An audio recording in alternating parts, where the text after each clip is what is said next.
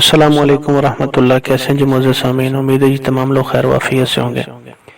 یہ ایک جانور دیکھ لیں جی، یہ ہمارے کچھ دوستوں نے ہمیں ریکمینڈ کیا تھا کہ یہ خرید لیں جی، بڑا اچھا کوالٹیڈ جانور آیا ہوا ہے۔ یہ ہمارے جنگ میں ہی کھڑا ہے جی، جنگ ٹوبا روڈ پہ ایک جگہ کا نام ہے اجالا موڑ، شوگر مل کے قریب، تو وہاں پہ ایک فارم جو شیخ صاحب کا میں نے کیا تھا شیئر آپ سے، اسی فارم پہ یہ جانور موجود تھا، تو ہم پھر اس کو دیکھنے گئے۔ تو ہم نے یہ جانور کیوں نہیں خریدا، آج آپ کے ساتھ وہ 3-4 چیزیں 5 جو میرے ذہن میں اس جانور کے حوالے سے آئیں،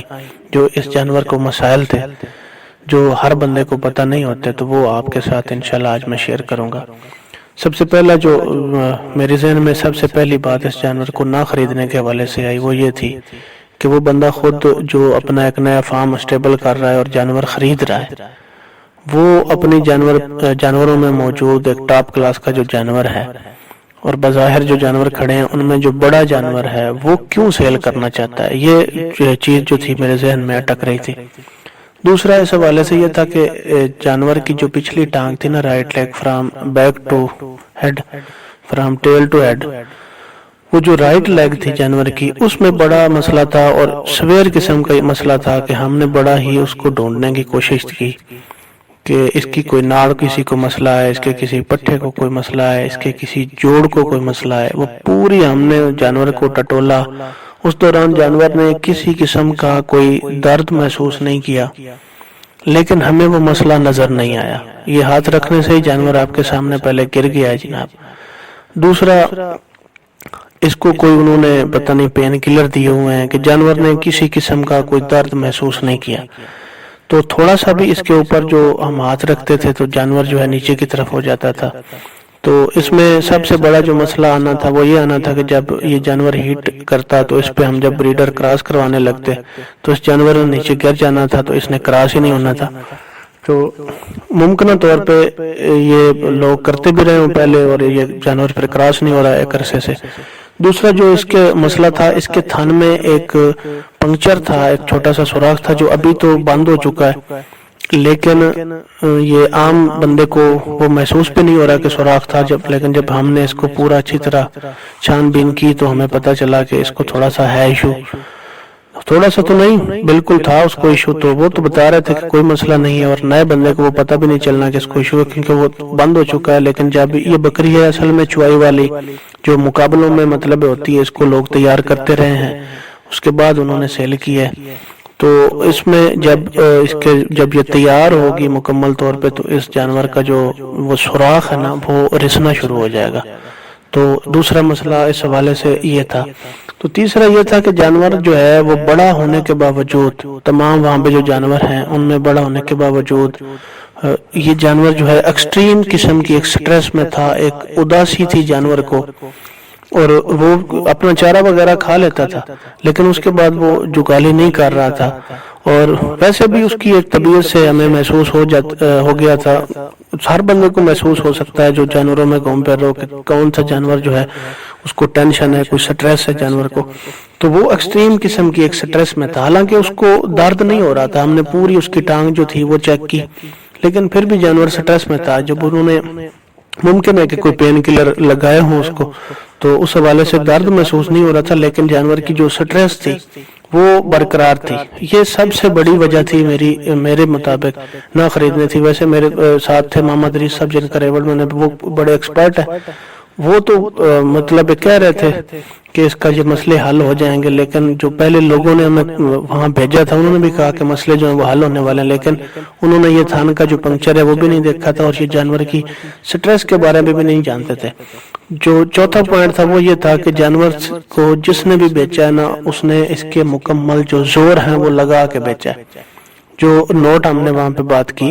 وہ یہی تھی کہ اس سے یہ چوائیاں لیتے رہے ہیں، اسی دوران جانور کی ٹانگ کو کوئی مسئلہ بنا ہے اور پھر یہ کراس نہیں ہوا، ابھی انہوں نے دودھ جو خشک کر کے اس کا بیچا ہے، وہ تھن کا جو زخم ہے وہ بھی مطلب ہے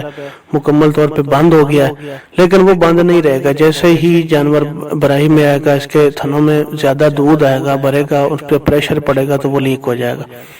کیونکہ یہ بڑا مشکل سے بند ہوتے ہیں۔ تو جانور سے وہ چوائیاں لیتے رہے ہیں، جانور سے وہ بھرتے رہے ہیں، اس کے تھنوں پہ کافی پریشر رہا ہے، جانور کافی اس وقت بھی مطلب سٹریس میں رہا ہوا ہے، اور پھر اس سے جس نے بھی بیچا ہے پتہ نہیں کتنے اس نے کلچ لیے ہوں گے. ہمیں اس کی عمر کا تو اندازہ، ویسے دانت شاند اس کے ٹھیک تھے، زیادہ تو یہ بوڑھی بکری نہیں ہے، لیکن اس کے زور کافی لگے ہوئے ہیں. جو مطلب ریکوری ہوتی ہے نا ایسے جانور کی، وہ ہو جاتی ہے لیکن کافی مشکل ہوتی ہے. تو پھر ہم اس چکر میں نہیں پڑے. تو اگلی چیز جو ہے نا وہ اسی حوالے سے میری ایک گزارش ہے کہ آپ بھی جب جانور خریدیں کہ ابھی جو ہے نا ابھی پڑی ہوئی ہے لوگوں کو جلدی اسی بات کی کہ ہم جلد از جلد نا ایک برانڈ بن جائیں، کیونکہ ہم نے بہت جلد لوگوں کو برانڈ بنتے دیکھا ہے نا، تو ہم پھر شارٹ کٹ کی تلاش میں رہتے ہیں کہ ہم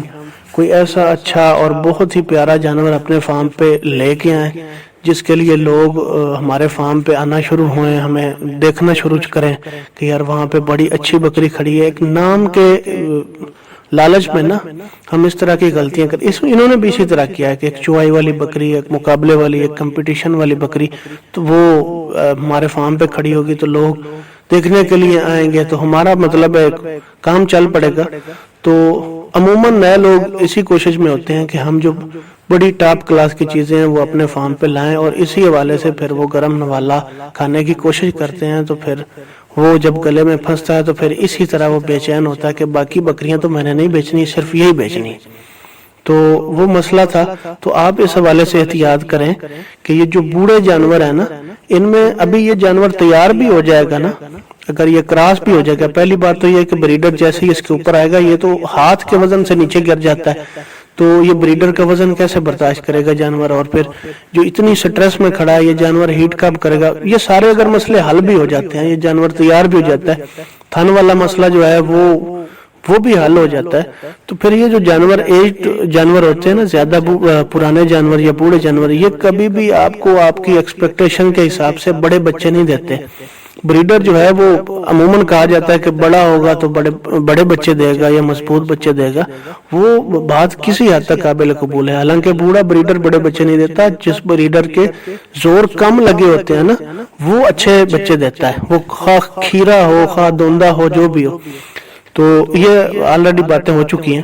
تو اس کے حوالے سے بھی یہ سمجھ لیں کہ ایسا جانور جو ہوگا وہ بھی جو جب بچے دے گا آپ کو وہ سائز میں بڑے چھوٹے ہوں گے. تو جو آپ نے سوچا ہوگا کہ اس سے پٹھیں حاصل ہوں گی یا سائر مدر کے حوالے سے جو اس سے ہر بریڈر مطلب ہمیں حاصل ہوگا، بچہ جو ہوگا وہ بریڈر کوالٹی کا ہوگا، تو ایسا اس میں سے کچھ حاصل ہونے والا نہیں تھا. تو انہی چیزوں کو سوچتے ہوئے نا ہم نے اس بکری کو خریدنا جو ہے وہ مناسب نہیں سمجھا. تو آپ بھی اس معاملے میں احتیاط کریں. جو جانور اس طرح کا ہو، مطلب ہے بوڑھا اور اس میں عیب ہوں اور اس میں کافی سارے مسائل ہوں، صرف اس وجہ سے کہ یہ بہت اچھی نسل کا ہے، پیور ناگرا ہے یا کوئی بڑی بلڈ لائن کا ہے، اس کا آرڈر بڑا اٹیچ ہے، انہی خوبصورتیوں کو دیکھتے ہوئے آپ جانور نہ خریدیں. جانور کو ویسے بھی چیک کریں کہ اس کا